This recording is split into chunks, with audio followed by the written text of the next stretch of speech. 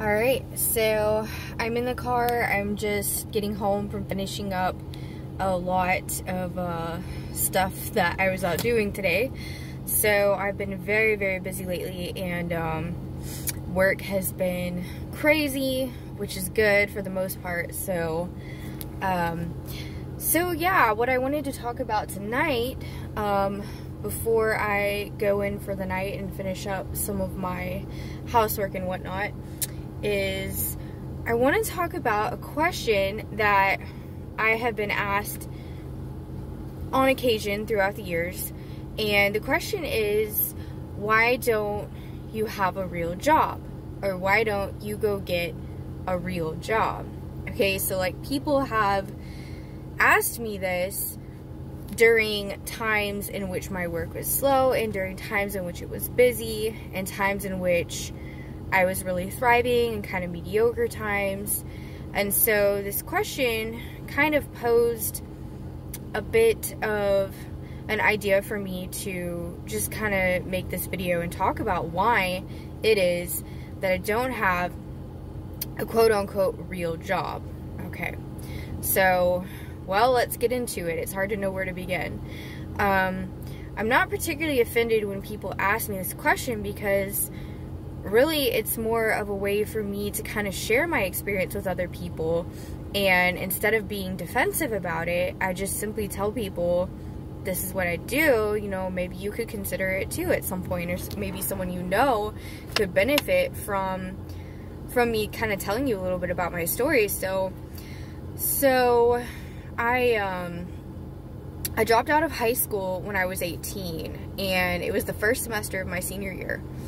And I was being bullied during high school, and I just felt like I had to get out, and I knew exactly what I wanted to do. So I knew, at 17, I knew that I wanted to be a massage therapist. Like, there was no doubt in my mind. So what I did was I went ahead and I dropped out, and I immediately got my GED within about 2 to 3 weeks. And so starting the second semester of what would have been my senior year in high school, I started massage therapy school. So I went to school, and at the time, it was the school I went to, it only took me about 4.5 months of classes, and it was about 5 hours a day, Monday through Friday, so 20 hours a week. So I went to school, and I was finished with massage school before I would have graduated high school. And so I pretty much I took a little bit of a break. I did an internship, and then I got licensed later that year. So this was back in 2009, and I've been doing massage therapy ever since. Now, over the years, I have added a lot more different services onto what I do, as far as energy healing and, you know, Reiki, things like crystal healing, all kinds of things you can put along with massage. I have also tried other jobs in the past. I've tried a couple here and there. Before I went to massage school, I had a lot of food service experience. Unfortunately, fast food, most of it.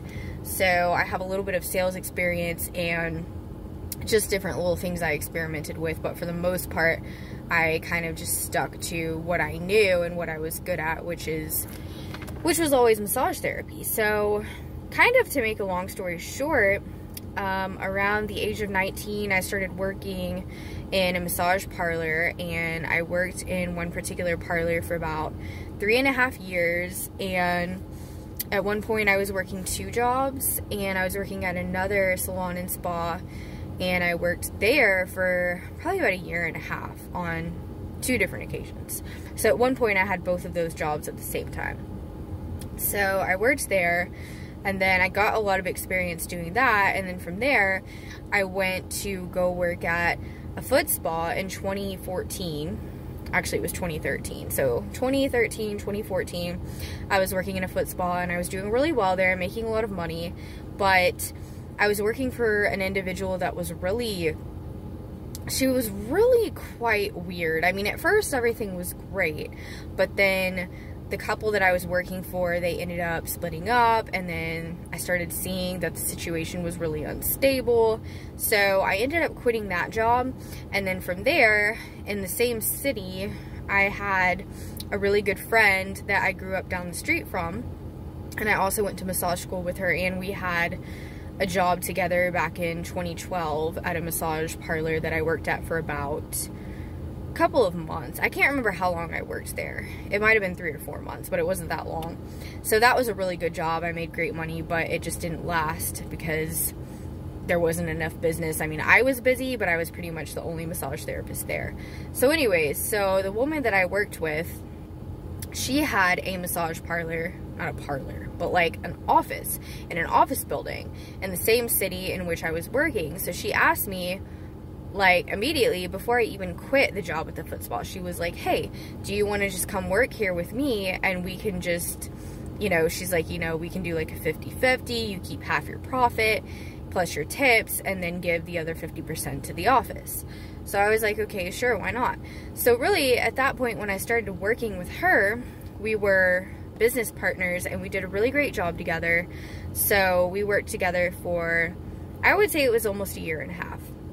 And during that time, I learned the ropes of how to basically run everything, how to do pretty much everything. I mean, as far as, you know, how one would run their own business. And so I stayed really busy, I made great money, and at this point, this is kind of when I had, I would call like a turning point in my career. And so it was the end of 2015, my business partner and I, we parted ways. She wanted to get rid of the office, and it was hers technically, so she wanted to get rid of it, and she had become disabled at the time from like a previous car accident and some physical issues that she was undergoing. So I decided not to keep the particular office because it was, they were going up on the rent, it was too expensive, and she and I were having a little bit of conflict as well regarding the business. So essentially what I did after that is I ended up going off completely on my own. And correction, it wasn't 2015, it was actually 2016? Anyways, oh no, it was 2015. Okay, yeah, I'm getting all mixed up. So I was completely self-employed at that point. So yeah, at this point I've been 100% self-employed for over 4 years now, well over 4 years.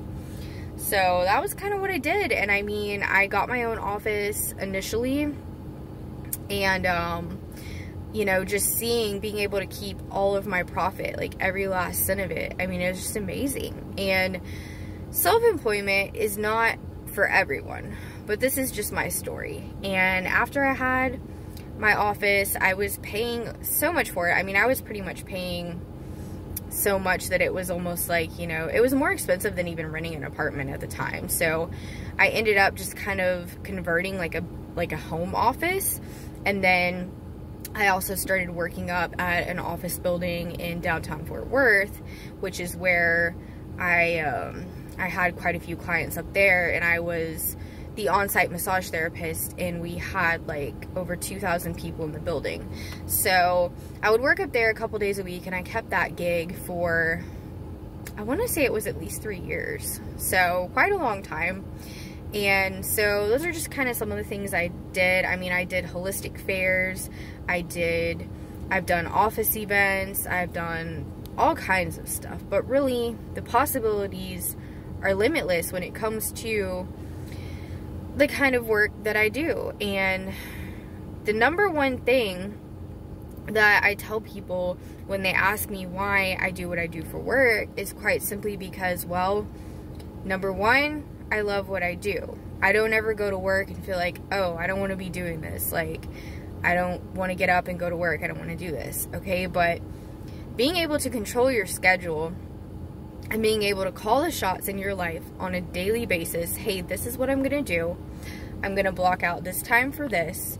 I'm going to go meet a friend for coffee on this day. Then on this day, maybe I'm going to go see a movie in the middle of the day. Maybe I'm going to go take my child to go do something fun.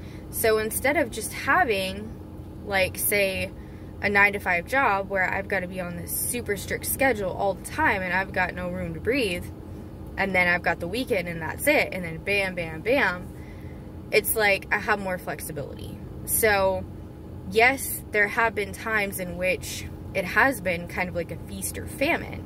So the nature of being self-employed is you have to weigh the opportunity cost of, do I want to take this risk? Do I want to you know, do I feel like I will succeed? Do I believe that I will succeed? And I will tell you, when I went off on my own, even when I went off with my business partner, it was scary. I did not know if I was going to make it. I honestly had no idea. And so, not that I doubted myself, but I was really afraid. And literally within a week, I saw that, wow, I mean, I wish I'd done this so much sooner.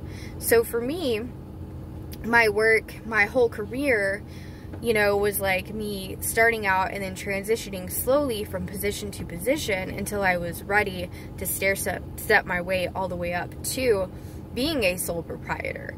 And so you really just have to understand it's all about strategy. Depends on what kind of work you do. It depends on so many different factors. But especially when you have children to care for, small children, and me now being a single mom, and it's just so much easier to be able to call the shots. And everybody's different. Some people, you know, working a regular 40 to 50 hour week, you know, it doesn't bother them. Some people, they enjoy it, or they have a type of job that they just really love. And I think most people don't necessarily really honestly like what they do. And I think that most people are really stressed out and really, you know, they don't have a lot of freedom and leeway in their lives. And I feel like, I don't believe that's the way we were created. I believe that we were created to thrive and to really do what we want in life. And you still have to make a living. Yes, you have to figure out, how are you going to pay the bills? How are you going to set yourself up?